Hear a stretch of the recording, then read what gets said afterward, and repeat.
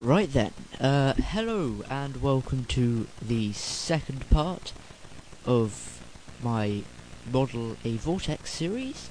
Now this is just a quick tutorial, basically to cover the textures issue.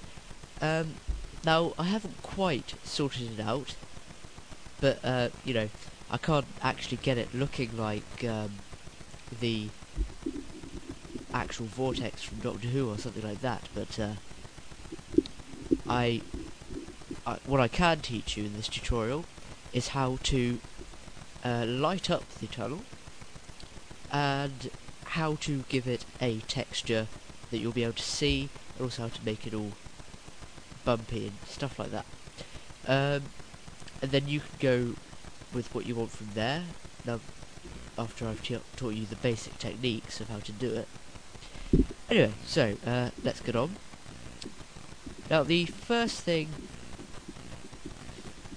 we want to do is light up our tunnel, so we can see now. If I just move this lamp out, basically we couldn't see anything. I'm not sure, because if you render it, it's completely dark. And if I just move the light back in there, as you can see, even though I've modified a few of the settings and made it brighter, you still can't see all the way down the tunnel. It just looks like a kind of hole in something. So what you do is, once you've got your light and you've set all the settings as you like, by making so you can see the sphere as well, shows you how far the light kind of goes from this lab. So out outside this, there is no light from this lamp.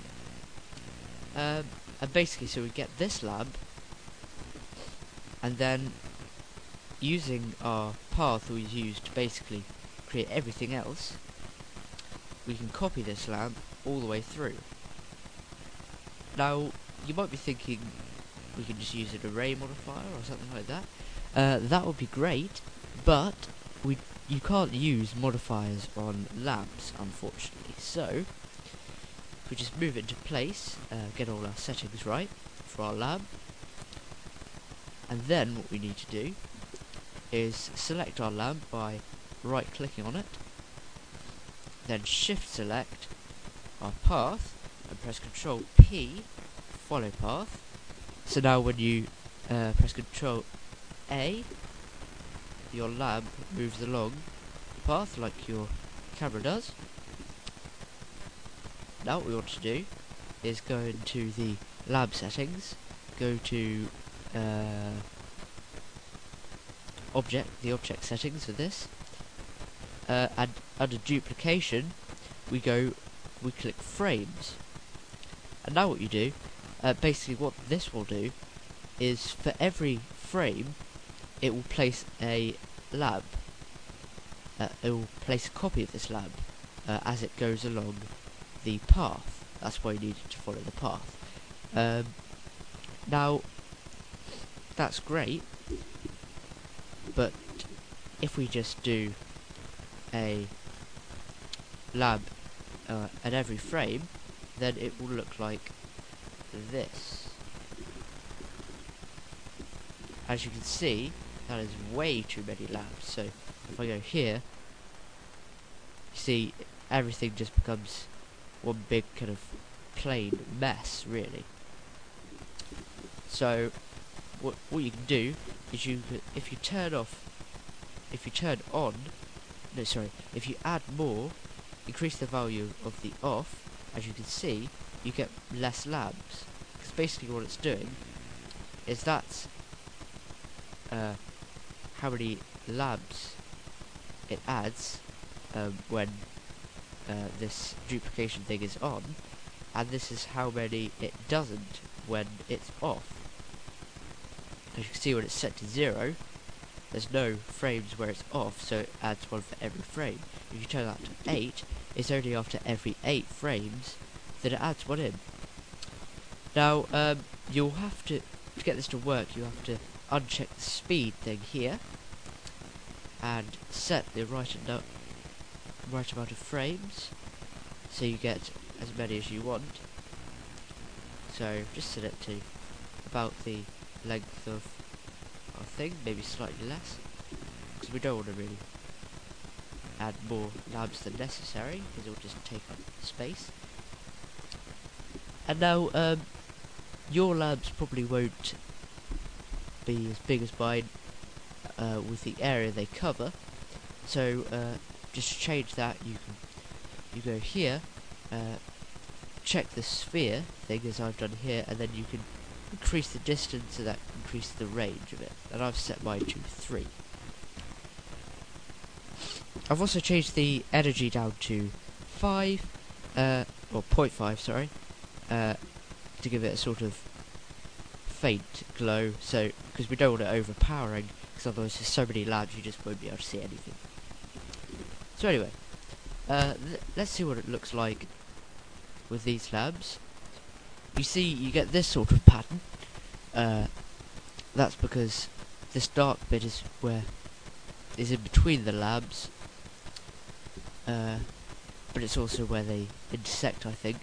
I'm not quite sure why it does that, but I think it looks quite cool anyway. So, and it gets covered up later on when we add the materials on, which is what we're going to get on. What we do now is, if we select our cylinder,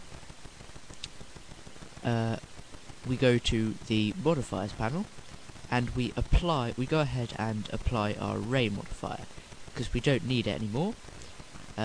It's done its job of arraying everything, so if we just apply it, then it makes the whole thing one solid object with all its vertices and everything.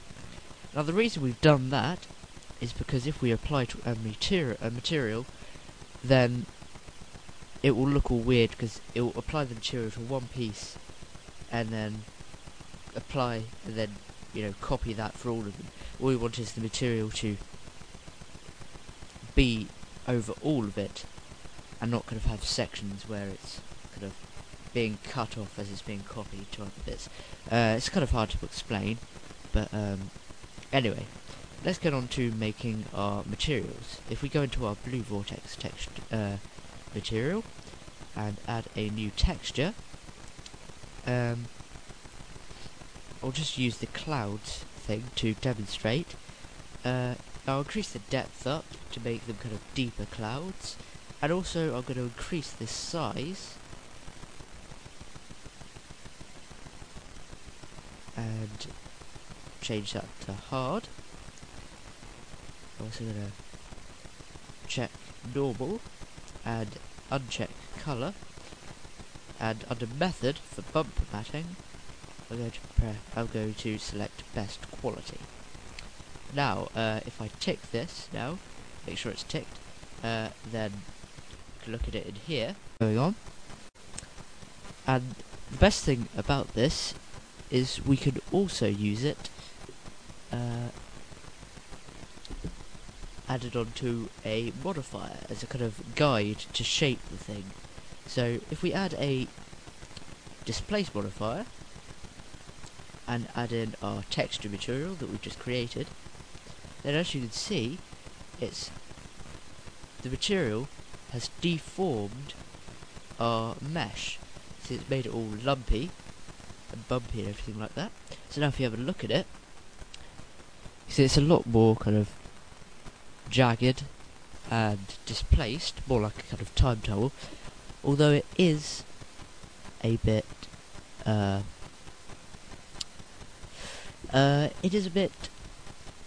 sharp around the edges. So to soften it up, you can decrease the value of this. So if you increase the value, then it'll, you know, deform massively. Decrease the value, it will get softer. Also, what I think we can do, if we go to edit mode and we just keep subdividing like that, subdivide a few times, then it will look like this.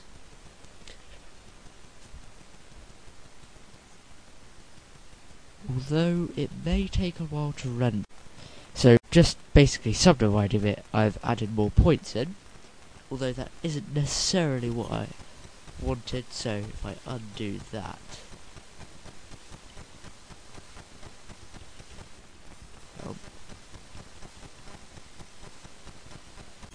you kind of see what I mean, what you can do with this technique. So now, if I decrease the strength anyway, then what you get, once it's subdivided, is this kind of lumpy, kind of Time Vortex-y looking effect. And once it's rendered, you get this sort of uneven, bumpy, stripy effect of a time vortex, which I think looks very nice and suits the job well. So that's one thing you can do to create your time vortex. Now, if you try running your animation now, this will make it very slow. So for editing and trialing animations, I would click the eye here, which basically it turns off the modifiers effects in the view, in this viewport, and anytime you want to add them back in, you can just go like that, and they're added back in. Easy as that. Now we've got this sort of texture thing sorted, what we can do is we can add in other ones for just colour. So if we add a new texture, basically you just play around until you get an effect you like. Now I can go with marble just to try it. I'll turn down the turbulence to make it straighter. Try changing around the coordinates of the mapping to make it look different.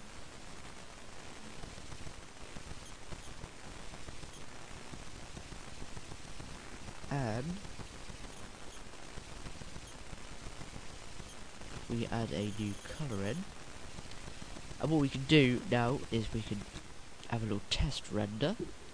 Be a bit strong if you add it in like this. So what you can do is you can turn this down so it only goes over the render slowly. So if we check out our render, we can see we get this sort of effect.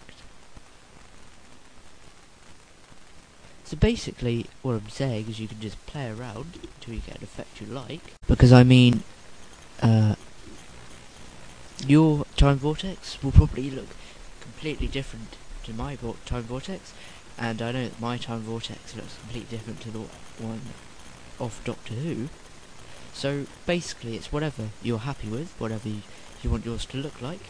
You can use whatever textures you like. See, for mine I've put clouds, marble, Veronian, loads of different things. I've just basically mucked around, see what it would work, and then you can do different ways. You can probably add more displace modifiers, depending on what your thing can handle. Try that and see, I've got this effect which looks kind of cool. So basically it's whatever works for you, you can use. So next tutorial will just be a quick tutorial on how to put the Tardis inside and make it follow the time tunnel. So thank you very much for watching. See you in part 3. See you next time.